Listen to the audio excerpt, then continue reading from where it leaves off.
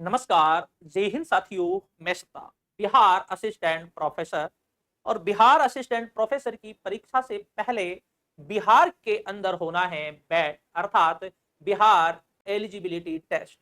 जिस तरीके से नेशनल लेवल पर नेट की परीक्षा होती है उसी तरह स्टेट लेवल पर जिसे सेट कहा जाता है तो सेट की परीक्षा होती है।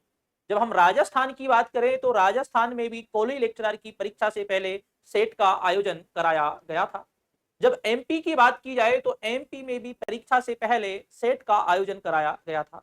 उसी तरह बिहार सरकार भी असिस्टेंट प्रोफेसर की वैकेंसी से पहले बेट का एग्जाम कराने की तैयारी में लगी हुई है।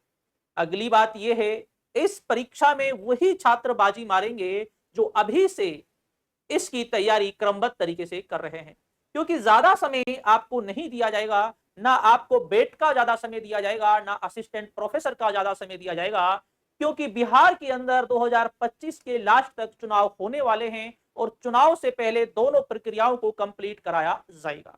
अब बात यह है कि आपको बेट की तैयारी कैसे करनी है। हम बात करें इसका सिलेबस क्या होने वाला है। अगला है कि इसकी एलिजिबिलिटी क्या है, एग्जाम डेट क्या हो सकती है और एग्जाम पैटर्न जो है वो इसका क्या रहने वाला है। और अगर हम वैकेंसी की बात करें तो 6200 4261 प्लस यहां पर वैकेंसी आने वाली है। तो हम इस क्लास के माध्यम से जो हम चर्चा करेंगे इन सभी पॉइंट्स पर हम चर्चाएं करेंगे, अर्थात जो इसका सिलेबस है वो क्या रहेगा सिलेबस, और नेट और बेट में क्या अंतर है, कौन सा आसान है कौन सा हार्ड है, तो सभी चीजों पर हम चर्चाएं करेंगे। जब हम बात करते हैं बेट की बात करते हैं, जिसे हम सेट भी बोलते हैं, तो ये स्टेट लेवल पर ये लिया जाता है। अगली बात, इसका जो क्वेश्चन जो होते हैं वो थोड़े आसान होते हैं। क्या होते हैं? वो आसान होते हैं। अगले जब हम नेट की बात करें तो इसके जो प्रश्न जो होते हैं वो थोड़े कठोर स्तर के होते हैं, उनका स्तर जो होता है वो काफी कठोर होता है। अगली बात, यहां पर जब हम बात करेंगे स्टेट स्तर की, जब हम बात करेंगे तो यहां पर जो बिहार के जितने भी स्टूडेंट हैं, जो बिहार सरकार के अनुसार जो उनके आरक्षण है तो वो आरक्षण सारा बिहार के स्टूडेंट्स के लिए यहां पर लागू रहेगा। लेकिन नेट की जब हम बात करते हैं तो यहां पर केंद्र सरकार के अनुसार आरक्षण लागू होता है, लेकिन बेट में जो आरक्षण लागू जो होगा वो एक स्टेट स्तर पर होगा। और यहां पर सबसे ज्यादा जो बेट में जो बेनिफिट मिलता है वो स्टेट के स्टूडेंट्स को सबसे ज्यादा मिलता है। और बेट का या सेट का उद्देश्य भी यही होता है कि जो अपने स्टेट के जो छात्र हैं वो उस परीक्षा के लिए योग्य हो जाएं, और परीक्षा का स्तर जो होता है वो काफी आसान होता है। अगर आप थोड़ी सी भी आप मेहनत करेंगे ठीक तरीके से एक प्लानिंग के तहत तो इसे आसानी के साथ निकाल सकते हैं। जो छात्र नेट में 1 2 या 5 नंबर तक से रह जाते हैं तो मैं ये दावा करके कह सकता हूं कि आप बेट आसानी के साथ निकाल लेंगे। तो ये तो होता है बेट और नेट। इसके बाद हम बात करते हैं अगला। अगला जो है हमारा सिलेबस वाला हमारा टॉपिक है, अर्थात हम बात करते हैं भाई जो सिलेबस जो होगा इसका क्या होगा। जब हम सिलेबस की बात करते हैं तो सेम का सेम वही सिलेबस होगा जैसे नेट के फर्स्ट पेपर का होता है, जैसे नेट के सेकंड पेपर का अर्थात सब्जेक्ट का सिलेबस होता है, तो सेम उसी तरीके से इसका क्या होगा, इसका सिलेबस होगा। सेम का सेम वही सिलेबस इसका आपको देखने के लिए मिलेगा। यहां पर आपको 50 क्वेश्चन आपको देखने के लिए मिलेंगे, यहां पर आपको 100 क्वेश्चन आपके सब्जेक्ट के आपको देखने के लिए मिलेंगे। सेम का सेम वही सिलेबस है, वही सिलेबस है जो नेट वाला सिलेबस है।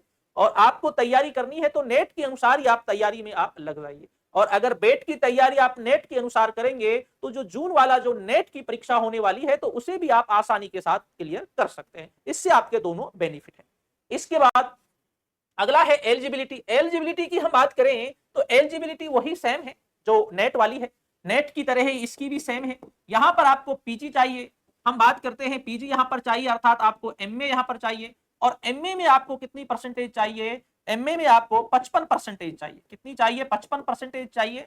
और जो ओबीसी एससी एसटी वाले हैं तो उनको 5% की यहां पर क्या दी गई है, छूट दी गई है। तो वही इसकी क्या है, एलिजिबिलिटी है। और इस एग्जाम के जो फॉर्म जो अप्लाई कर सकते हैं वो एमए वाले जो छात्र हैं वो इसके कर सकते हैं। अगली बात, अगर हम एज की बात करें तो एज है 55 ईयर्स। जी हाँ, 55 ईयर्स तक इसकी एज है। तो 55 साल तक आप इसके, जिसका 55 साल से 52 साल तक का भी है, 54 साल तक का भी है, तो वो भी अप्लाई कर सकता है। तो यहां तक इसकी एज है। और फिर 55 के बाद तो एज की नीड ही खत्म हो जाती है मुझे लगता है। ठीक है। इसके बाद अगला है एग्जाम। अगर हम एग्जाम की हम बात करें तो एग्जाम यहां पर बहुत फास्ट होने वाला है। जी हाँ, अगर चुनाव की बात करें तो नवंबर से दिसंबर में के लगभग की हम बातें कर रहे हैं, तो लगभग आपके चुनाव है विधानसभा के, और उससे पहले ये सारा काम कराया जाएगा। तो अगर हम एग्जाम की हम बात करें तो इसका जो एग्जाम है, इसका एग्जाम मई जून तक इसका एग्जाम हमें देखने के लिए मिल सकता है, एक संभावित। जी हाँ, तो संभावित है मई जून तक इसका एग्जाम देखने के लिए मिल सकता है।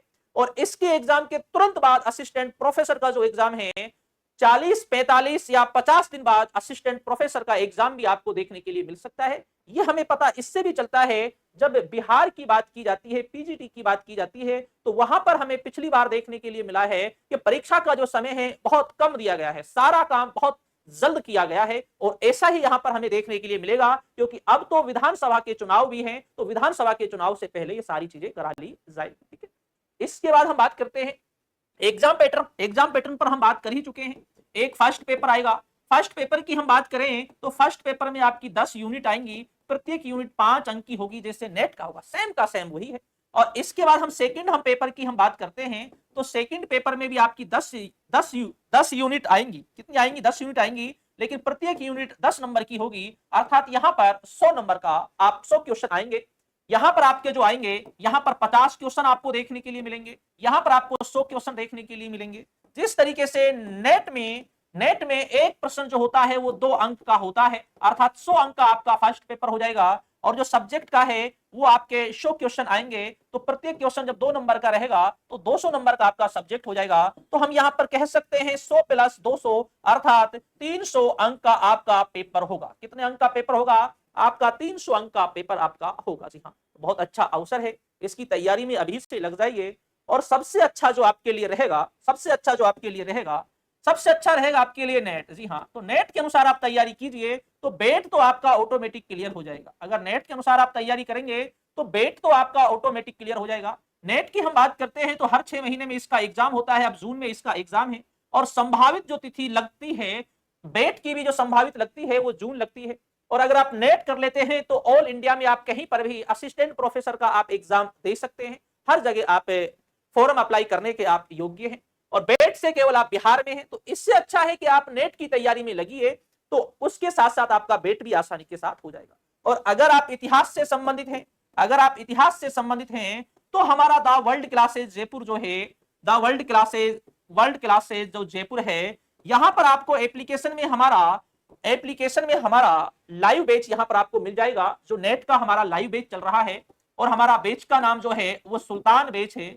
इसमें आपको रिकॉर्डेड आपको सारी क्लासें मिलेंगी, प्लस आपको जो लाइव क्लास जो हमारी चल रही है, जो 5 बजे हमारी इवनिंग में प्रतिदिन चलती है, तो वो सारी लाइव क्लासें आपको यहाँ पर मिलती रहेंगी, आप उसे अटेंड कर सकते हैं। और इसमें आपको टेस्ट सीरीज फ्री मिलेगी, हैंड रिटन हमारे क्लास वाले नोट्स आपके लिए फ्री मिलेंगे। तो आप इस बैच को हमारे को ज्वाइन आप कर सकते हैं, ये आपको हमारे एप्लीकेशन पर मिल जाएगा। जी हाँ, तो अभी से आप तैयारी में अच्छी तरीके से लग जाइए, ये बहुत ही सुनहरा आपके लिए अवसर है।